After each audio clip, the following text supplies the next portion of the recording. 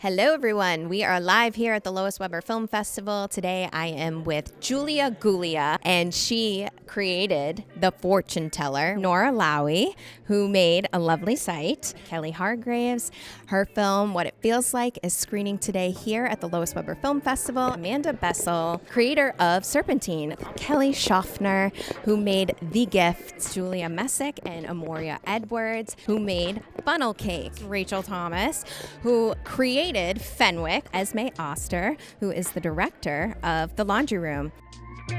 What was the inspiration behind your film? That's a really good question. I think I really just wanted to make people laugh and make people think.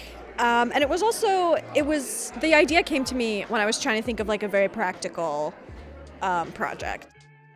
I wrote this specifically for my friend Petra Dennison, who is the lead in that film. She's an actor who is working out of New York, was talking to me and my friend Jillian, who's the DP on this film. She was telling us how hard it is as an actor to get footage, and she had just paid for a service for a 1-minute clip that both Jillian and I had seen and admired, and we're like, where's the rest of the film? And she's like, no, that's not how this works. I pay them an exorbitant amount of money, they write me a 1-page monologue, then they film it, and then they give that to me. And I'm like, you're friends with a writer, an actor, and a filmmaker combo, and you're paying other people to do what we would do for you for free. The inspiration was actually for a cinematography class I was taking, and it was the challenge was you have to make it in 30 seconds. I pushed it to a minute, but it just is focused on crafting and telling a story through cinematography without words. And so I wanted to do something that wasn't just an emotion, but a moment in time. I made this film during the Hillary Clinton election. Well, I conceived this film during that election, thinking about the whole sense that we had of how far we'd come, and you've come a long way, baby. And in my head, I'm like, we haven't really. What it really feels like is. And then because my medium is dance film, I take that idea into a space with a dancer and a camera person, and we workshop it and we improvise, and that's how the film kind of makes itself. I wanted to make this so that people would try to see through a different perspective. So this particular snake, this is a true story of a snake who was brought into the SPCA serving Erie County after she was hurled from a moving car. She was brought in by Amherst police. What it really is about a breakup, which is a universal experience. And there's a breakup and she moves on. And so it's eco-feminine and eco-gothic, and the road becomes the snake. I wanted to send a message out there for everyone watching my short film that it's okay to be, nervous and scared, but if you're doing something for a cause that's very important, you have to find the courage to be brave and just find that self-confidence. Funnel Cake was heavily inspired by my own childhood, my experience growing up in Florida. When I was really little, my grandmother used to take me to flea markets, just as a fun little thing to go look at trinkets or older jewelry and antiques. And so that's where the film begins. Funnel Cake starts in a flea market. The main character finds this magical ring. Yeah. When she puts the ring on, everyone disappears. And so I wanted to create this big juxtaposition between isolation and also freedom. This isn't a new script for me. I was kind of digging through scripts, and I had to go back and remember my initial intent. And it was, I wanted to write something about eugenics, and it just had to be in the right context. And it really shifted a lot in my writing process. And it wasn't until I created Fenwick School that it really worked, and covered the depth of what the eugenics movement meant and the consequences. What do you hope audiences take away from your film? I think, and this is a literal line in the movie, but that, you tell stories in the hopes that history does not repeat itself. And I think that right now in particular, that's very poignant.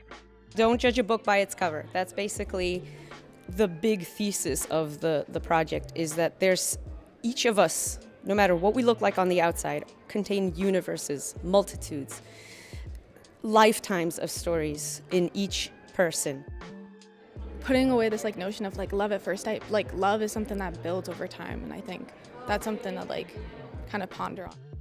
What I have loved about this film is that people do feel it, and it's moved beyond the dance film genre, I guess, and it shows at a lot of women's film festivals, so I'm really kind of happy that I nailed it. I hope that they are maybe just a little bit haunted by it, but also I hope they will try to think about the perspective of others. A snake literally does not see the way that we do. They perceive the world through heat and through smell. And so I want to try to open those doors, and I want to think about film as a way to explore those things, because as an experimental filmmaker, there aren't rules. I hope they take away a message that it's okay to be nervous, but just to find that inner confidence, to be able to speak out about things that you care about personally, to fight for what's right, and just to preserve the environment as well. I hope they take away that, like, even in the most mundane moments in life, you can still find like an interesting story or moment. The comic relief. Yeah, definitely. Everything can be funny. Anything can be funny. Where can people follow you, and what's next for your film? I've been very thankful for all the like love and like support that it's gotten, so that's been wonderful. But the film is part of a production studio that we're trying to build at Indigo Studios NYC. Right now, it's on my YouTube channel called Lowie Productions. I'm on 2 accounts on Instagram. Lowie Productions is more of like the ones focused on like just the films I make, but like my filmmaking journey, it's nora.onset. The trailer is available on my website, which is amandabessel.com, and you can follow me on Instagram at Amanda Bessel.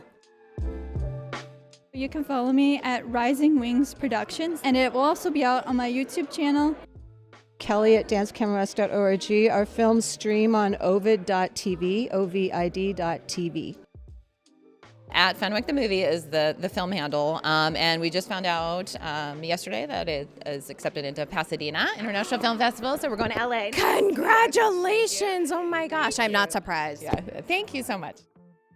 So you can find me at Late Night Picture Show Films on Instagram. That's my production company. And The Laundry Room will be showing again at Strange Maynard on May 3rd. We love that film festival. Shout out to Strange Maynard. Friendlyfilmmaker.com. All roads lead to Rome. I have a YouTube channel. If you're familiar with Friendly Filmmaker, the logo may look familiar to you. I was going to say, are you wearing Fendi? It's a Friendly Filmmaker dress. I had it specially made. That is cool. Wait, show that off. Are you kidding me? No. Are you a designer too? I pseudo-designed this dress, but no. She does it all, folks.